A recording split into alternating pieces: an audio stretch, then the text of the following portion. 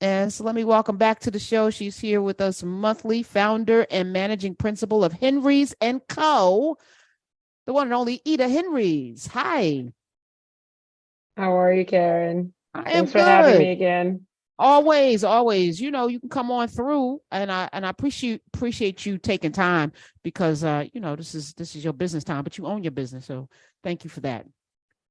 Before we get into what I Absolutely. brought you here to talk about, which is like we're talking about debt ceiling and the economy and all the things, and then I come across this story today. Fetty Wap, who's from Jersey, or I think he's New York or Jersey. I feel like he's from Jersey. hmm He's the young Jersey. man with the patch on the eye, Fetty Wap. A popular rapper. Some of y'all like him. I can't name a single Fetty Wap song, but that's another story for another day. Apparently, he was involved in some things during the pandemic that has now landed him with a 6-year prison sentence. Yes, this happened. So yesterday he apologized to his friends and family. He said he was exactly where he was supposed to be when he was before the judge who sentenced him to 6 years in federal prison. Now the charge had up to a 5 year. They gave him an extra year. I don't know why, but he's known as the Trap Queen rapper whose legal name is Willie Maxwell. He pled guilty in August of last year to a conspiracy drug charge that carried a mandatory minimum sentence of 5 years. So they gave him a little bit more than the minimum, and it was handed down in federal court in Long Island yesterday. The judge, Maxwell Fetty Wap, told the judge, me being selfish and my pride put me in this position. So he had a lot of contrition, which is great. His lawyers suggested he turn to selling drugs. His lawyers, am I reading this? His lawyers suggested he turned to selling drugs because of financial hardship brought on by COVID-19. Now, many people know the music industry is smoke and mirrors. Most of the music industry is a shell game. Yeah. Most of the music industry, most of the people, the woman that won 2020 American Idol is in the subway right now singing. She has no money. She's singing in the subway. She won Yes. American Idol in 2020. This man didn't have money. You make your money touring. You make your money touring. There were no tours. So Fetty Wap didn't have any money. His lawyer suggested he turn to drugs, which is crazy to me. He was arrested in October 2021 on charges of participating in a conspiracy to smuggle large amounts of heroin, fentanyl, and other drugs into New York City. He is from Jersey. 5 co-defendants. They were all accused of conspiracy to possess and distribute more than 100 kilograms, 220 pounds of heroin, fentanyl, crack cocaine. And the prosecutor said the scheme involved using the U.S. Postal Service in cars with hidden compartments. Y'all doing 1990s and 80s drug dealing. This is real crazy. You weren't even innovative. I'm not going to excoriate Fetty Wap, even though I do feel some ways about it. What I want to ask you, Eda, is somebody that I'm sure you see a lot of things, and I'm sure you have people become very desperate not having money. If you Yeah. were advising him, not his lawyers, he comes to you, I'm in the music industry, all the touring is shut down, I have no money. What would you have told him? I mean, you raise a really good point around the music industry being very, smoke and mirrors, and a lot of things that we perceive, the wealth that we perceive is often not, actually real, right? And so when you look at, you know, how people actually make money in this business, yes, a large part of it is from the non, sort of the things that we don't even expect, the touring, the merchandise, and all those things that are the sort of ancillary to the music business is where they make quite a bit of money. I mean, we look at Rihanna and look at the breakout of her wealth, right? Her wealth is primarily driven by non-music ventures, right?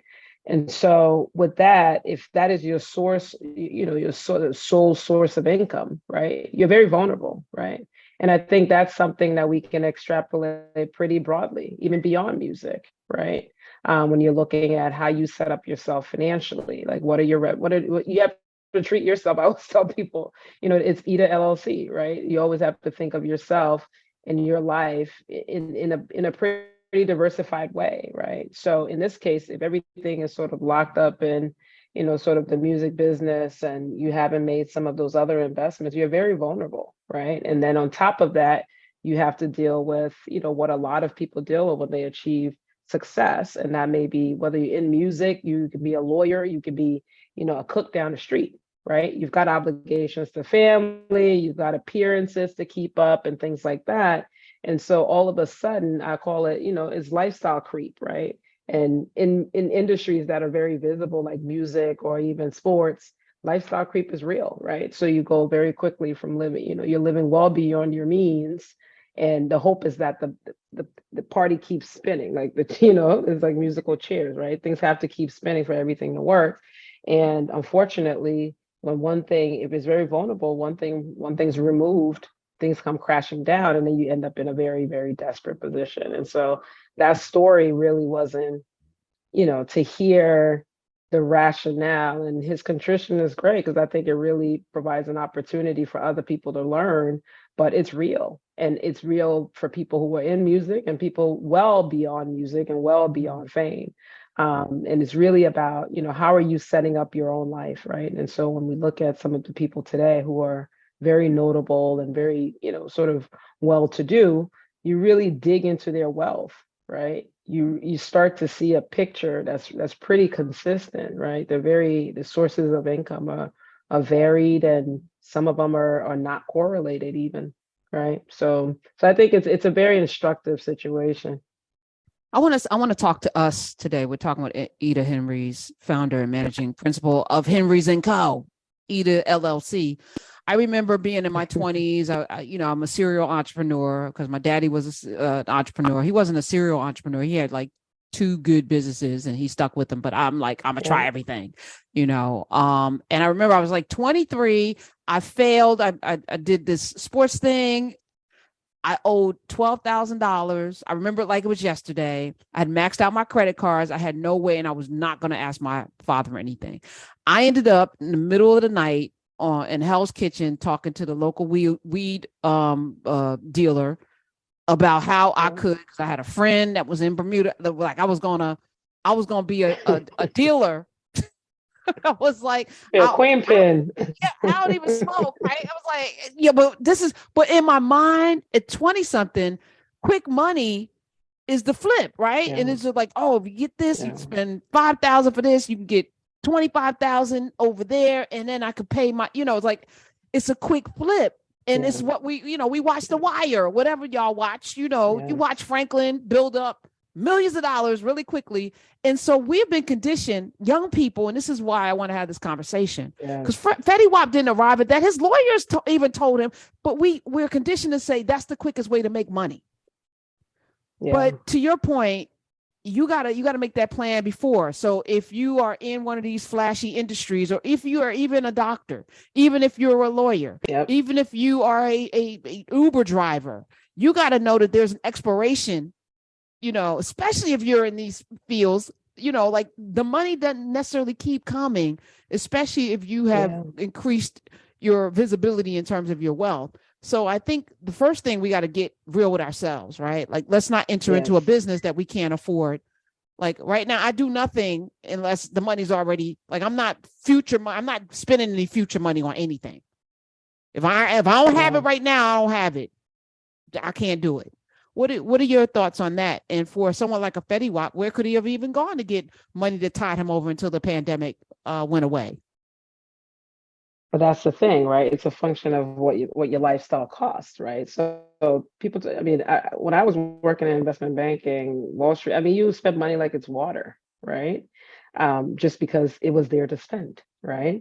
And so it's a function of your lifestyle. Like the math is relatively simple in that regard, right? So if you've got, during the pandemic, people had to really strip down, right? So what are you spending money on? And with those things that you're spending money on, is there an opportunity to address them in different ways, right? So if you looked at people who own homes during the pandemic, right?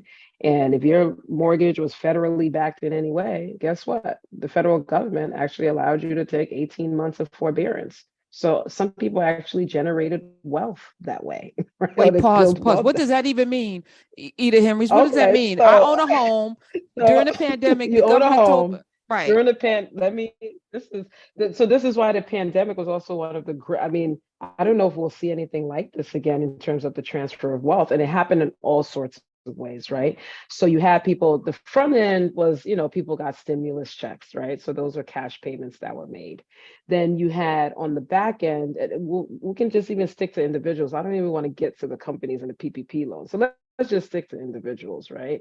Then you have folks, everybody's aware of the student debt, right? So if you had, a government backed student loan, you got to pause your payments, right? So some people were able to save that way. So you had huge rates of saving, right? If you owned a home and you had a mortgage that was, let's say you had like an FHA mortgage, which is, mortgage through it's backed by the Federal Housing Administration. And essentially what it is the government basically, vouches for you, right? It's an insured mortgage for whoever is making you the loan ultimately, that allows, everybody. It was really meant to really make home ownership much more accessible, even if for people who didn't have, perfect credit and a ton of down payment money, right?